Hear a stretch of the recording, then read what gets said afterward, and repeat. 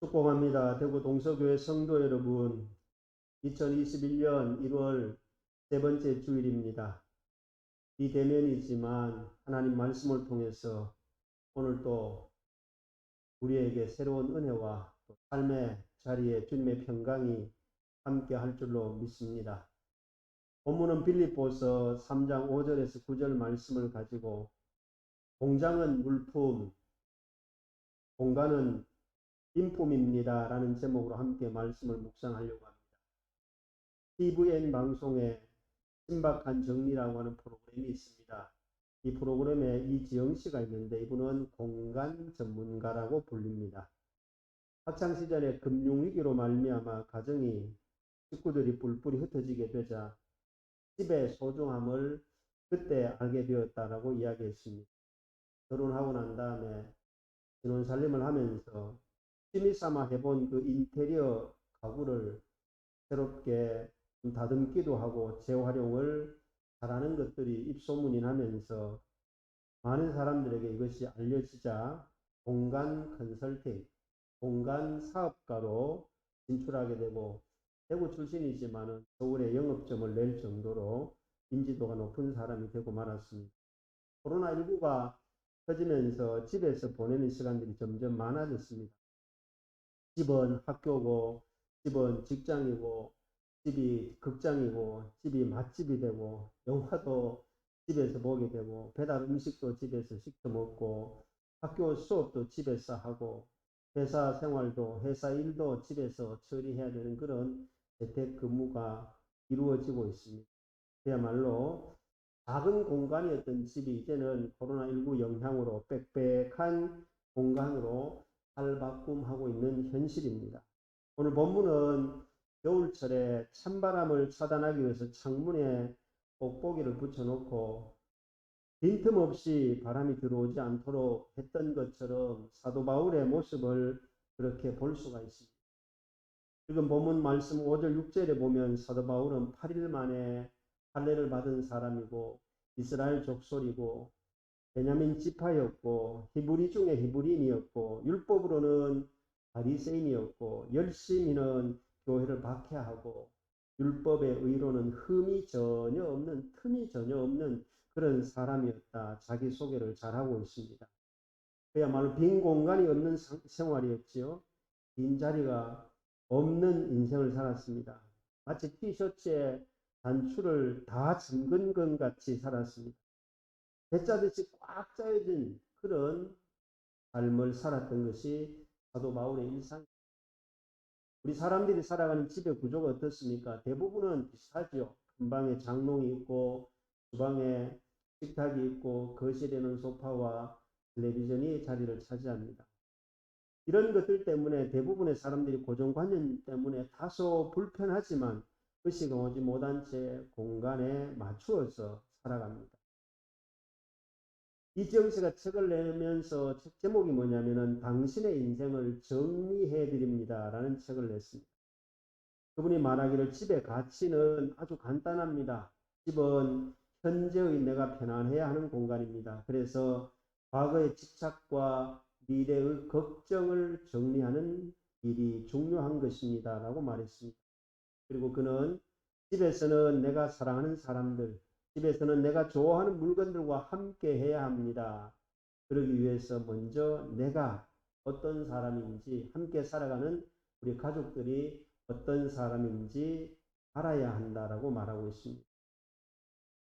사택에 2층에 있는데 그거는 제가 이제 아들이 타지에 가서 생활하기 때문에 금방에 있던 큰 침대를 아들 방으로 옮기고 아들 방에 있던 침대를 큰 방으로 옮기는 작업을 했어요. 그리고 나니까 아들 방에 있던 그 책상이 놓을 장소가 어중간해서 어떻게 할까 고민하고 창고로 가느냐 베란다로 가느냐 고민하고 있을 때 제 아내가 옷장과 함께 피아노가 있는 작은 방 그 공간으로 옮기면 좋겠다 그래요. 그래서 제가 제 옷도 입고 피아노도 입고 책상을 놓을 자리가 마땅치 않다라고 얘기했더니 그 작은 방에 등이 천장의 중앙에 있으니까 그 책상을 가운데 놓으면 밝기도 좋고 사용하기가 편리할 거라고 하길래 제가 그랬죠. 아니, 비좁은 공간에 책상을 가운데 놓으면 더 비좁아질 텐데 그게 말이 되느냐고. 그래서 살짝 신경전을 벌일 뻔했는데 제가 집안일은 또 아내 말을 듣는 게 만사형통하겠다 싶어서 책상을 제일 작은 방 공간에 피아노와 옷이 걸려있는 행거 중간 부분에다 책상 옮겨 놓았습니다. 보기에는 좀 어색하고 답답하고 그야말로 빈틈이 없는 공간 같아서 좀 처음에는 어색하기 짝이 없었습니다. 그런데 이상한 일이 일어났습니다. 그리고 난 다음부터 제가 목양실에서 교회 일을 보다가 집에 퇴근해서 들어가면 전에는 습관처럼 소파에 가서 앉는 것이 제 자리였는데 이제는 아들 책상이 아니라 내 책상이 된 거예요. 아들의 책상이 장소로 옮기면서 새로운 공간에 와서 자리를 차지하니까 내 책상이 생겼다는 느낌 때문인지 몰라도 퇴근해서 집에 가면 그 방으로 먼저 갑니다. 거기에 가서 다시 노트북을 펴놓고 책을 펴놓고 제가 할 일을 하게 되는 그런 새로운 생활이 시작되었다는 사실. 저도 제 스스로 공간은 같은 장소였지만 공간 배치를 어떻게 하느냐에 따라서 제 생활 습관이, 제 생활 태도가 달라져 버렸다는 것을 드디어 알게 된 것이죠. 뿐만 아니라 거실에 소파가 있고 맞은편에 텔레비전이 있는 것이 대부분의 가정의 모습인데 저희 집에도 마찬가지였습니다. 한 번은 제 아내가 텔레비전과 소파에 앉아서 보는 거리가 좀 가깝게 느껴지니까 좀 멀리 떨어지게 했으면 좋겠다 몇 번이나 이야기하는 거예요. 그래서 제가 구조적으로 이게 맞다라고 아무리 얘기를 해도 바꾸었으면 하는 거예요. 그런데 어느 날 텔레비전을 대각선으로 살짝 틀더니 어느 날 집에 가보니까요. 소파가 텔레비전 맞은편에 있던 소파가 자리를 옮겼어요. 어디로? 거실 식탁과 거실 중간 지점에 이 소파가요. 장소를 옮겨서 대각선으로 삐딱하게 가 있는 거예요. 정말 눈에 거슬렸어요. 들어오면 바로 소파가 대각선으로 앉아 있으니까 그래도 뭔가 불편한 것 같은데 그래도 뭐 불편을 표현할 수는 없고 그냥 이미 작업해 놓은 걸 알고는 소파에 앉아서 쉬면서 텔레비전을 보니까 거리감도 있고 느낌이 괜찮았어요. 며칠 지나고 나니까 아무 불편함이 없었어요. 같은 공간에 같은 가구를 어떤 각도로 놓느냐에 따라서 생활 습관이 바라보는 관점이 달라지더라는 겁니다. 저는 사실 각을 좋아하는데 이 소파와 텔레비전을 대각선으로 놓으니까 삐딱한 게 이 대각선이 되니까 다소 마음에 불편함이 있었는데 생활해 보니까 그게 아무 문제가 되지 않더라는 겁니다. 단지 나의 고정관념이었고 공간과 가구의 배치를 새롭게 하니까 새로운 생활 습관이 나에게도 아내에게도 생기게 되더라는 것입니다. 사랑하는 성도 여러분, 공간과 사람이 톱니바퀴처럼 맞물려 가면 훨씬 더 좋은 삶의 의욕이 달라지고 새로운 것을 할 수 있는 1+1 생활, 나비 효과라 그러지요. 시너지 효과가 일어나더라는 겁니다. 그렇다면 우리가 언제 어떻게 변할 것인가가 중요하다는 것입니다.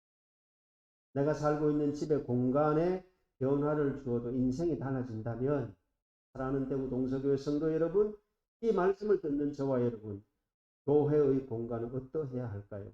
교회는 특별한 사람에게만 열려있는 공간이 아니라 만민에게 누구에게나 열려있는 공간이어야 합니다. 단순히 예배만 드리는 공간이 아니라 교회의 주인 되시는 예수님을 만나는 공간이어야 합니다. 주님을 미팅하는 장소이어야 합니다. 예수님을 만나면 누구든지 변화가 됩니다. 변화되지 않는 사람은 없습니다. 심지어는 바울과 같이 예수 있는 사람을 핍박하고 심지어는 예수 있는 사람을 죽이기까지 한 사도 바울도 변화가 되었습니다. 할렐루야. 그것이 바로 오늘 우리에게 공간을 통해서 주시는 하나님의 역사는 교회라는 공간은 주님을 만나는 체득되는 장소이어야 한다는 사실입니다. 여러분 바울이 어릴 때부터 갖추었던 7가지 오늘 본문 5절 6절에 나오는 것처럼 어릴 때부터 성인이 되어서 7가지 갖추어진 틈 속에 살다가 완벽하게 살던 그가 배설물처럼 버렸다라고 기록합니다. 여러분, 7가지 완전수의 삶을 살던 그가 배설물처럼 버리고 살게 되었다라고 고백한 것은 무엇을 의미하는 겁니까? 버린다는 것은 어떤 의미가 있을까요? 단순해진다는 겁니다.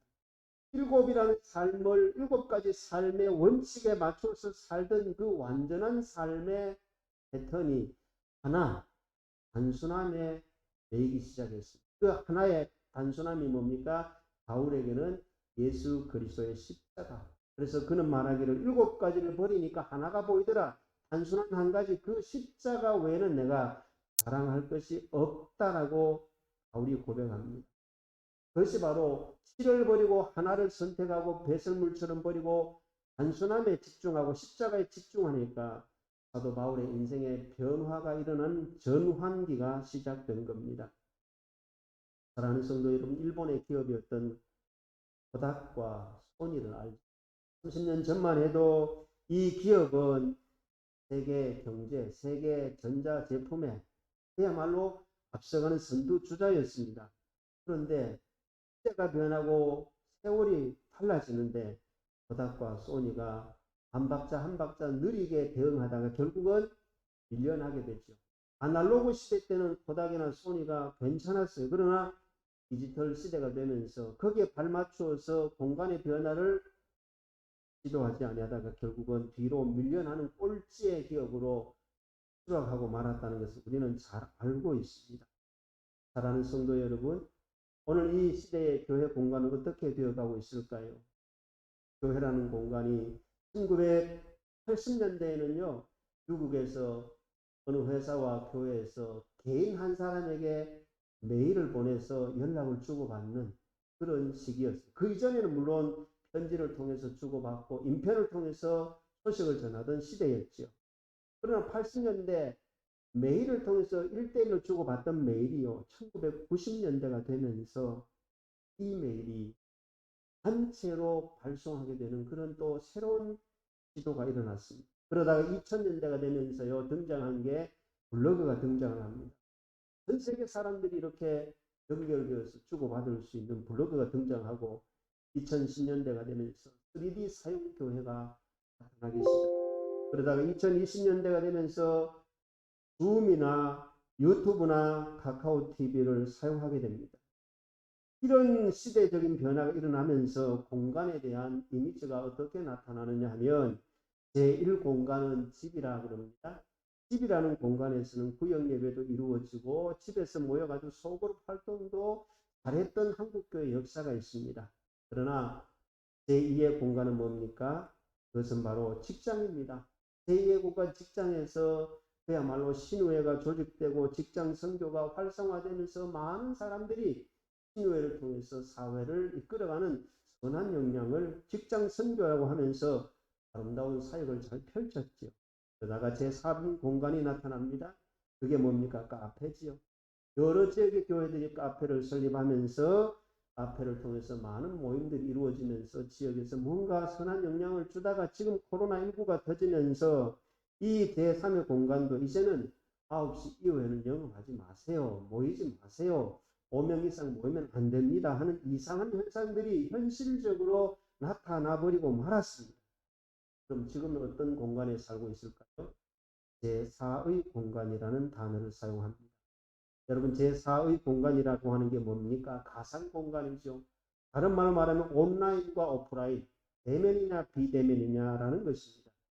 이 제4의 공간은 바로 소통의 공간으로 지금은 온라인이냐 오프라인이냐 둘을 놓고 이게 맞다 저게 맞다 할 게 아니라 이 둘을 합쳐서 온라인과 오프라인, 대면과 비대면 총체적으로 합쳐서 온라인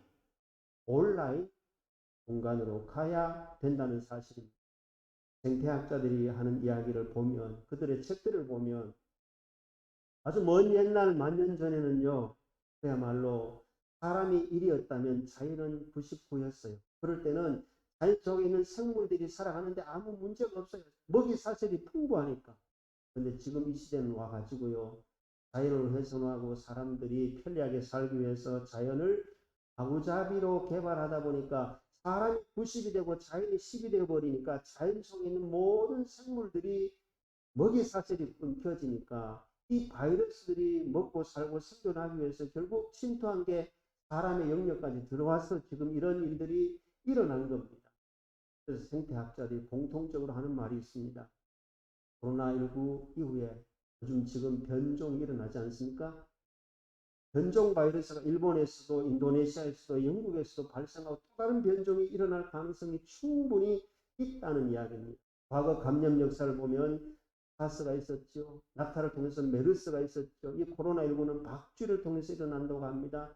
조류 독감이다, 구제역이다, AI다 그러면서 이 자연에 있는 바이러스들이 자기들의 먹이 사슬을 빼앗기니까 그냥 이 지구 온난화가 되면서 결국 사람들에게 에서 존재하기 위한 일들이 후유증으로 아구자기로 일어나고 있다는 사실.